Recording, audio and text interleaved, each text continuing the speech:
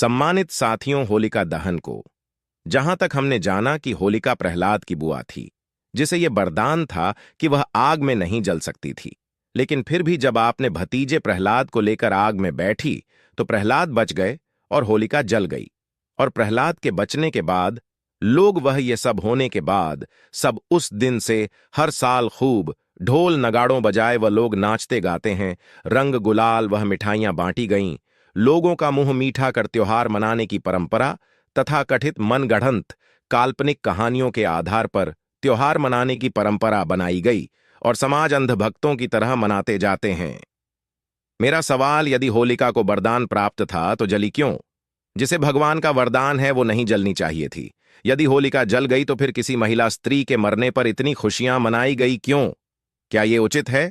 जबकि गुंडे, बदमाशों, बलात्कारियों के मरने पर तो कभी नहीं खुशियां मनाया जाता। यदि होलिका पूज्यनीय है तो उसे हर साल जलाते क्यों हैं? यदि होलिका पूज्यनीय नहीं थी तो फिर उन्हें हर साल पूजते क्यों हैं?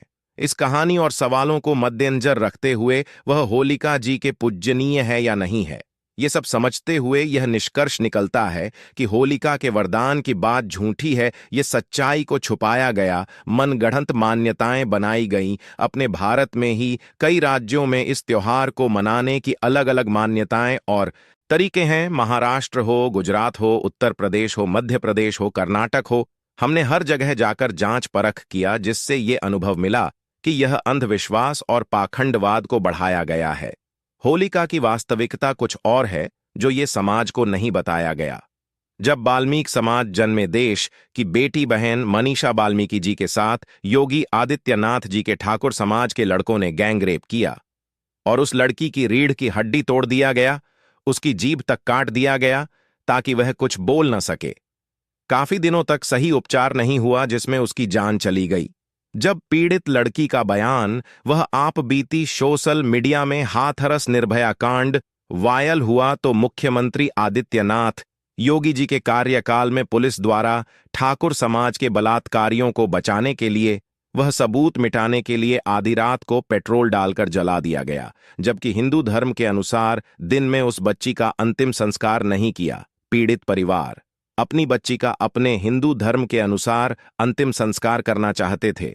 उनके माता पिता, परिवार जन रोते बिलखते रहे, लेकिन अपनी लाडली बेटी का अंतिम संस्कार तक नहीं कर पाए।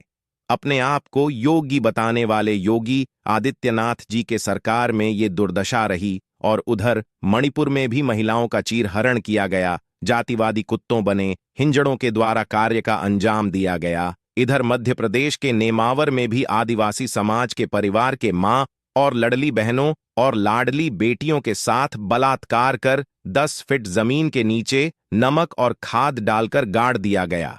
इस कहानी और हाल ही की महिलाओं की निर्भया कांड घटित घटनाओं के सबूत को मिटाने के लिए कहीं जमीन में गाड़ दिया जाता है, तो कहीं नंगा रोड पे घुमाया जाता है, तो कहीं सरकार और पुलिस की मिली भगत पर सबूत मिटाने के लिए आधी रात को देश की बहन बेटियों को जला दिया जाता है। तो जब आज के इंटरनेट, टेक्नोलॉजी, सोशल मीडिया के जमाने में जब शासक वर्ग द्वारा शोषण को बढ़ावा दिया जाता है, पुलिस का सहारा लेकर सबूत मिटाने की कोशिश की जाती है, तो बहन होलिका जी के साथ जो गलत हुआ होगा तो छुपाने के लिए ये मनगढ़ंत कहानी बनाई। इसकी सच्चाई मुझे मालूम है, लिखूंगा तो लेख और बड़ा हो जाएगा। जिसका सबूत है उसी के आधार पर आप लोगों को समझाने की कोशिश करूंगा। हम वर्तमान में भाजपा सरकार में देश के सभी राज्यों में घटित घटनाओं को भली भांति परिचित हैं, इसलिए उन्हें झुठलाया नहीं जा सकता। अथवा पाखंडवाद वह अंधविश्वास में कहानियां नहीं बना सकते।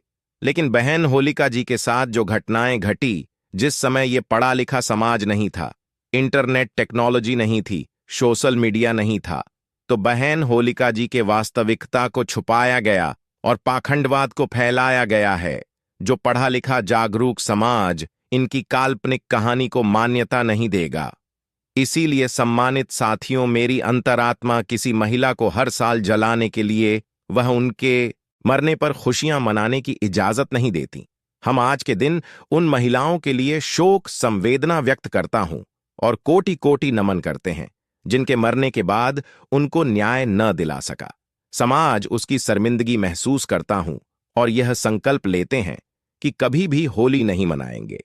उनके माता पिता से पूछिए, जिनके लड़ली बेटियों को दहेज के लालची लोग जिंदा जलाए हैं। वीडियो अच्छी लगी हो तो लाइक करें, कमेंट करें और चैनल को सब्सक्राइब करें। नमो बुद्धाय।